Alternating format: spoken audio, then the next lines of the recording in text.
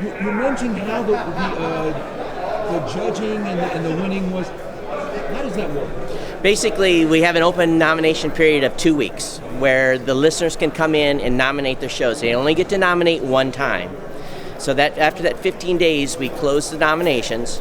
We take all the nominations in each category, and then we basically take like the top 40 to 50 shows that were nominated in each category. Then we package those up, and we have 44 listeners that then each listener takes 2 to 4 categories and goes and reviews that top 50 list.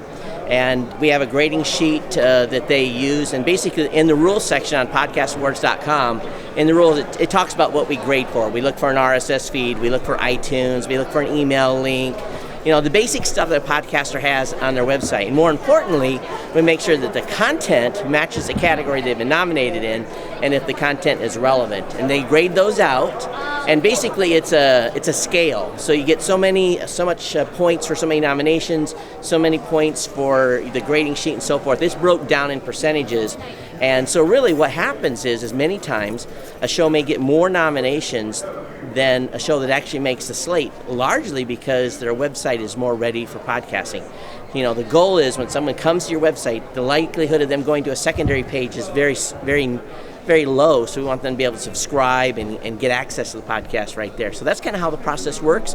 And then voting is a 2-week process where you get to and this is where we turn it into an engagement piece, where we want the podcasters who have been nominated to engage their audiences, to vote for them, and the listeners are allowed to vote every day.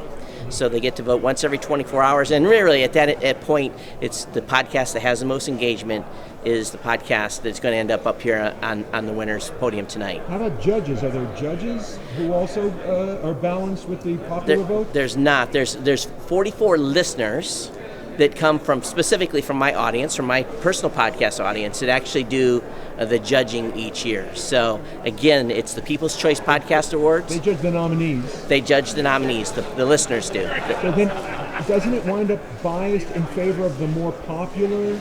Not necessarily, again, because a show, we many times have shows that have less nominations than another show that actually make the slate. But what will happen is, and sometimes we have podcasts that are much more popular that don't win, largely because the smaller show has a higher engagement rate. So it's not a perfect process, but basically the voting portion is based on engagement, and really it's the podcasters asking their listeners, go vote for my show every day. That's a big commitment. You have to be a big fan to do that, and so that's really where it comes down at the end.